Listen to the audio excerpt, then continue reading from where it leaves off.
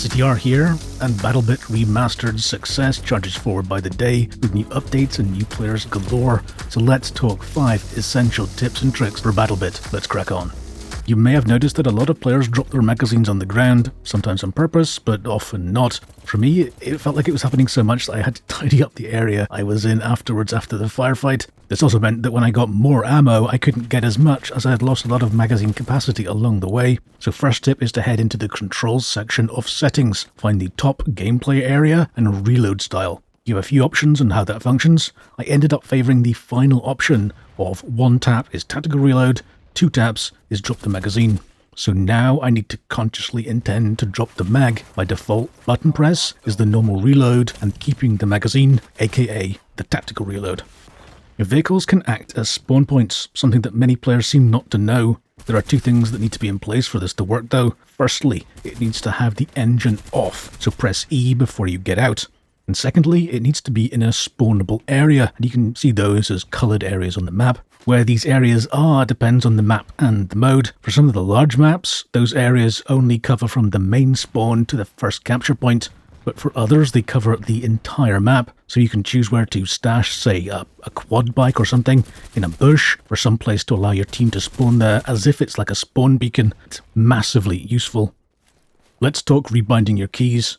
The main one that people talk about is double binding the drag and bandage key. So if you put both drag and bandage on, say, your F key, you can very quickly move your teammate whilst also reviving them, and it's way faster than doing it one after the other. That's a good one. But let's talk some other optimizations you can do. I'd recommend rebinding the combined magazine option from the P key, which is like halfway across your keyboard, to something much more convenient to press with your left hand. There's no specific key that I'm recommending here, but just find something more comfortable and that's spare on your left hand. Finally, and this is a slightly contentious one, but have you ever mantled over something that you didn't mean to while you were jumping, and then found yourself in an animation when an enemy sees you, and then you've lost that firefight? I find that happens to me more often than I'd like to admit. So the final rebind I'm recommending is to separate the jump and mantle keys in your keybinds. I'm not going to lie, this feels a bit weird initially, but I think it pays off with more control. I opted to keep jump on space, but then moved the mantle to a thumb button just on the side of my mouse, and I really like it now. And just quick aside to say, if you're enjoying this video, please do tap the thumb up button. Helps me out with YouTube and discoverability and all stuff like that. And if you hit the subscribe button as well, I really appreciate that too. Thank you so much for supporting the channel. One massively overlooked section of Battlebit's options is the character screen.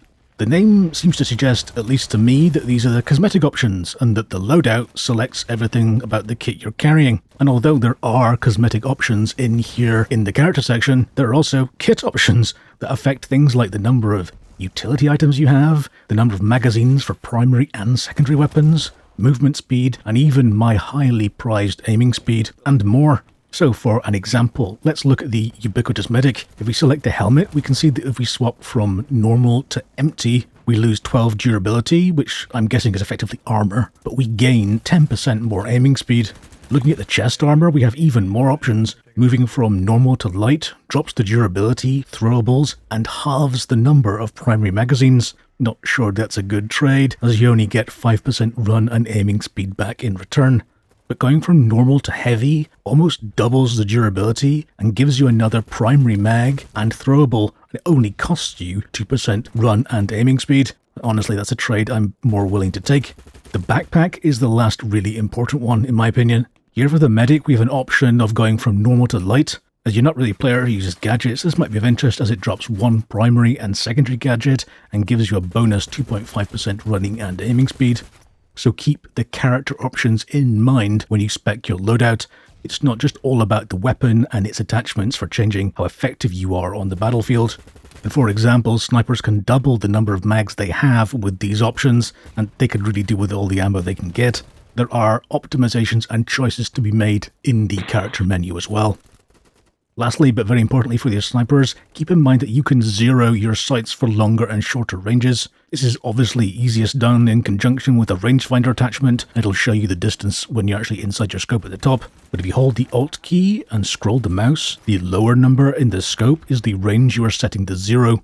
Most of the weapons allow up to 1,000 meters, but I believe some of the later unlocked snipers have even longer options. The only downside to doing this is that it doesn't stick between lives. so you need to reset this every time you spawn, and yeah, I'd love to see that change in the future, or maybe they can add it as an option to persist. That'd be good too. Do you have any tips about Battlebit Remastered and how you play? Any thoughts about these tips for further optimizations? Let me know your powerful thoughts and feelings by leaving a comment below right now. Like always, I'll be reading every single one of them. If you like this video, then please do tap the subscribe and thumb up button. They really help support the channel and continue to make videos just like this one. Thank you all for your continued support, and thank you for watching this video. I'll see you next time. Take care.